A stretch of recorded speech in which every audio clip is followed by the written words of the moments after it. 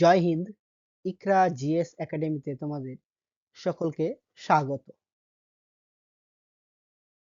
আচ্ছা, ভাবুন তো এমন এক সময় যখন গ্রাম বাংলার দুঃখ কষ্ট শোনার কেউ ছিল না। নীলকরদের অত্যাচার, কৃষকদের বঞ্চনা সবই চাপা পড়ে যেত। ঠিক সেই সময় এক নির্ভীক কণ্ঠ হয়ে উঠেছিল একটি পত্রিকা, যার নাম গ্রাম বার্তা প্রকাশিকা পত্রিকা। আজ আমরা সেই পত্রিকা এবং তার ভূমিকা সম্পর্কে জানব এবং আলোচনা করব। তো চলো আলোচনা শুরু করা যাক।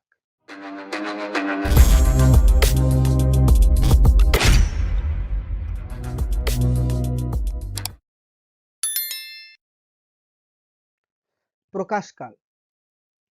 বামাবোধিনী পত্রিকা যে বছর প্রকাশিত হয়েছিল, ঠিক সেই বছরটিতেই অর্থাৎ 1863 খ্রিস্টাব্দের এপ্রিল মাসে গ্রাম বার্তা প্রকাশিকা প্রকাশিত হয়েছিল।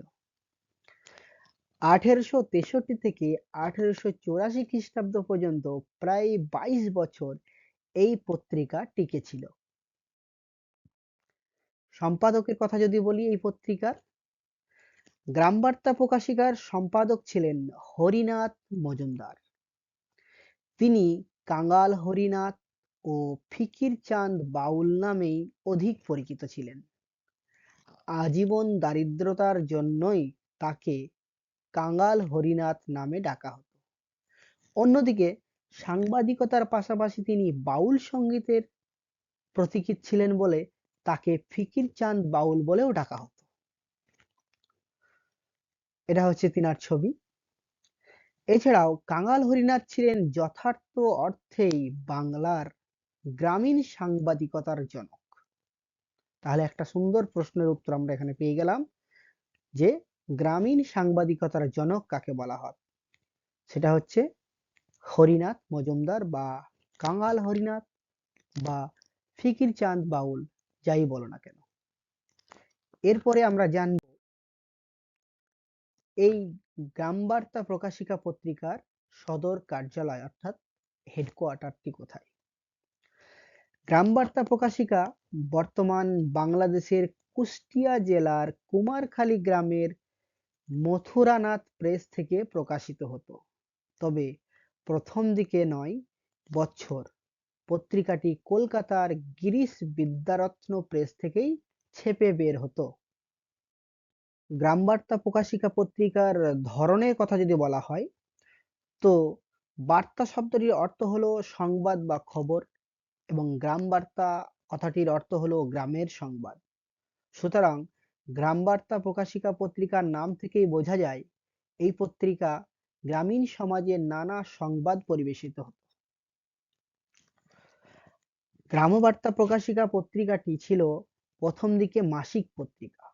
পরে 1864 খ্রিস্টাব্দে এটি পাক্ষিক পত্রিকা হয় এবং 1871 খ্রিস্টাব্দে সাপ্তাহিক পত্রিকা হিসাবে আত্মপ্রকাশ করে এবং এই পত্রিকা সাহিত্য, দর্শন ও বিজ্ঞান বিষয়ক নানা লেখাপত্রের পাশাপাশি এই পত্রিকায় গ্রামীণ সমাজের নানা সমস্যা, কৃষকদের উপর জমিদার, নীলকর ও পুলিশি নির্যাতনের নানা সংবাদ পরিবেশিত হতো।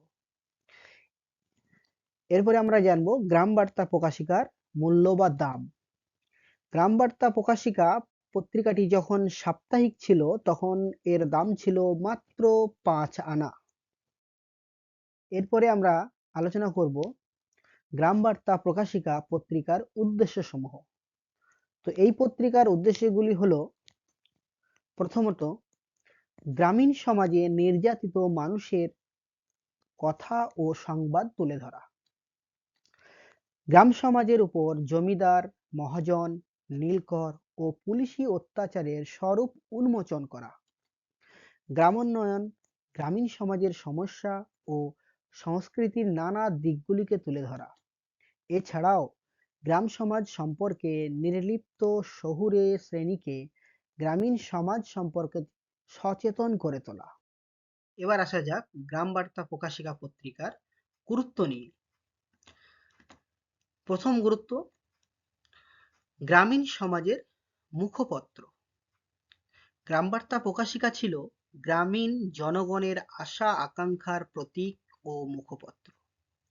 কারণ 19 শতকের অধিকাংশ শহুরের পত্র-পত্রিকাগুলিতে গ্রামের মানুষ ছিল উপেক্ষিত, অথচ সমাজের সবচেয়ে বেশি সংখ্যক মানুষ গ্রামেই বসবাস করতেন। 19 শতকের সমাজ ব্যবস্থার সবচেয়ে বেশি নির্যাতিত ও অত্যাচারিত ছিল এই গ্রামীণ সমাজ। দ্বিতীয় গুরুত্ব কি? দ্বিতীয় গুরুত্ব হলো যে জমিদারদের শোষণ ও অত্যাচার। গ্রামীণ সমাজে জমিদারদের শোষণ ও নিপীড়নের নানা সংবাদ এই গ্রামবার্তা প্রকাশিকা পত্রিকায় নির্ভীকভাবে প্রকাশ করত। শিয়ালদাহের বিখ্যাত ঠাকুরবাড়ির জমিদারদের প্রজাপীড়নের খবর নির্ভীকভাবে গ্রামবার্তা প্রকাশিকায় প্রকাশ করেছিল। এই জন্যই ঠাকুর পরিবারের লাঠিয়াল বাহিনী বেশ কয়েকবার কাঙাল হরিনাথকে আক্রমণও করেছিল। এরপরের গুরুত্ব কি? এর পরের গুরুত্ব হচ্ছে মহাজনদের শোষণ। গ্রামবার্তা প্রকাশিকা পত্রিকায় গ্রামীণ সমাজের মহাজনদের শোষণ ও অত্যাচারের সংবাদ প্রকাশিত হতো।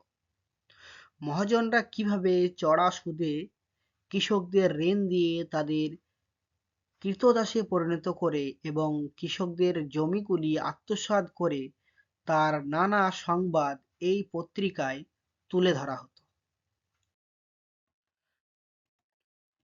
জমিদার মহাজনদের পাশাপাশি গ্রামীণ সমাজে নীলকর সাহেবদের অত্যাচারের নানা সংবাদও গ্রামবার্তা প্রকাশিকায় প্রকাশিত হতো।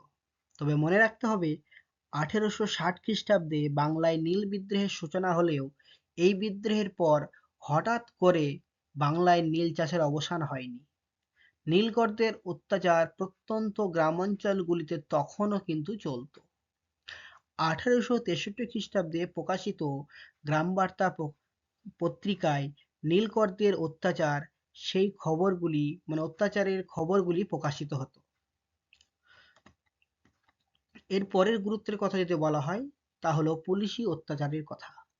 গ্রামীণ সমাজে পুলিশি নির্যাতন, থানায় অসহায় দরিদ্র মানুষদের প্রতি প্রতিকার না পাওয়া এবং ইংরেজ ম্যাজিস্ট্রেটদের অত্যাচারের নানা সংবাদ এই পত্রিকায় তুলে ধরা হতো। একবার মিস্টার হামফ্রি নামে এক পাবনার এক ম্যাজিস্ট্রেট গ্রাম পরিদর্শনে এসে এক দরিদ্র বিধবার দুগ্ধবতী গাভী অপহরণ করলে হরিনাথ গরুচোর ম্যাজিস্ট্রেট শিরোনামে সংবাদ প্রকাশ করে এর তীব্র প্রতিবাদ জানায়।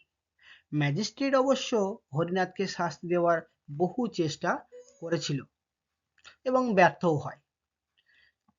এরপরে সাহিত্য ও সংস্কৃতি চর্চার ক্ষেত্রেও এর গুরুত্ব ছিল যথেষ্ট। গ্রামীণ সমাজের শোষণ ও অত্যাচারের চিত্র তুলে ধরার পাশাপাশি এই পত্রিকায় সাহিত্য, দর্শন, বিজ্ঞান ও গ্রামীণ সংস্কৃতি নিয়ে আলোচনা করা হতো। এর পরের গুরুত্বের কথা যদি বলি তা হলো গ্রামীণ সমাজের উন্নয়ন সম্পর্কে মতামত। গ্রামবার্তা প্রকাশিকা গ্রামীণ সমাজের নানা সমস্যা ও গ্রামীণ উন্নয়ন সম্পর্কেও তার মতামত তুলে ধরত। যেমন প্রজাদের প্রতি জমিদারদের কর্তব্য, গ্রামের নদী ও জল নিকাশি ব্যবস্থার সংস্কার, জলকষ্ট নিবারণ, ডাক ও পুলিশি বিভাগ সংস্কার, গ্রামাঞ্চলের ডাক মারফত মানি অর্ডারের ব্যবস্থা করা ইত্যাদি সম্পর্কে নানা প্রবন্ধ এই পত্রিকায় নিয়মিত প্রকাশিত হতো। এছাড়াও এই পত্রিকার অপর একটি গুরুত্বের দিক হলো নারী সমাজের উন্নয়নের কথা। গ্রাম সমাজের শোষিত ও নিপীড়িত শ্রেণীগুলির কথা গ্রামবার্তা পত্রিকায় প্রকাশিত হতো এবং বিভিন্নভাবে তা তুলে ধরত। খুব স্বাভাবিকভাবেই এই পত্রিকা নারী সমাজের কথাও যথেষ্ট গুরুত্ব দিয়েছিল। কারণ সামাজিক কুসংস্কার ও নিপীড়নের সবচেয়ে বেশি শিকার হতেন সেই সময় গ্রামের মেয়েরা। তাই গ্রামবার্তা প্রকাশিকা নারী শিক্ষার প্রয়োজনীয়তার কথা তুলে ধরেছিল। পুরুষদের বহুবিবাহ প্রথার বিরোধিতাও করেছিল এই পত্রিকা। এবার আমরা আলোচনা করব এই পত্রিকার মূল্যায়ন সম্পর্কে। ঔপনিবেশিক আমলে অর্থনৈতিক ও সামাজিক দিক থেকে সবচেয়ে বেশি শোষিত ও অত্যাচারিত ছিল বাংলার গ্রামীণ সমাজ। গ্রামবার্তা প্রকাশিকা থেকে আমরা সেই অত্যাচারিত সমাজের বাস্তব অবস্থা, গ্রাম জীবনের বহুবিধ সমস্যা এবং গ্রামীণ জনজীবনের প্রতি সরকারের ও শহুরের শিক্ষিত শ্রেণীর নিরলিপ্ততার কথা জানতে পারি আমরা এই পত্রিকাতেই। গ্রামবার্তা প্রকাশিকার নির্ভীক সাংবাদিকতার জন্য সমকালীন সময়ে গ্রামীণ মানুষদের ওপর জমিদার মহাজনদের শোষণ কিছুটা হলেও কমেছিল। পাশাপাশি গ্রাম সমাজের নির্যাতিত মানুষদের মধ্যে শ্রেণী সচেতনতা গড়ে তুলতেও কিছুটা সাহায্য করেছিল এই পত্রিকা। তো আজকের আলোচনা এটুকুই। আবার দেখা হচ্ছে নেক্সট কোনো টপিকে এবং নেক্সট কোনো ভিডিওতে।